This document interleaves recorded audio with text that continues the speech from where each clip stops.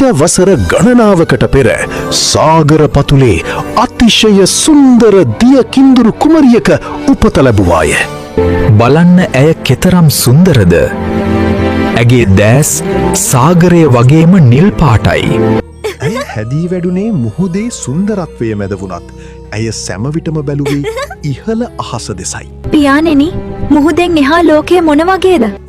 ඇගේ වැඩුණු වියට පත් වූ පසුත් රජු ඇයට මිනිස් ලෝකය ගැන නිතරම අවවාද මතක තරාගන්න දියණියනි. මිනිස් ලෝකය අපිට අයිති නැහැ. ඒක හිතාගන්න බැරි තරම් භයානකයි.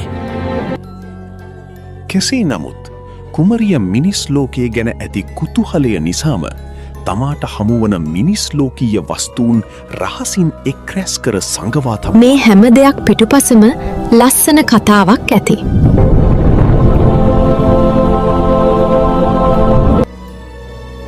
දිනක් ඇය පියාණන්ගේ සියලු අවවාද අමතක කර රහසින් මුහුදු මතුපිටට පැමිණිය. නේ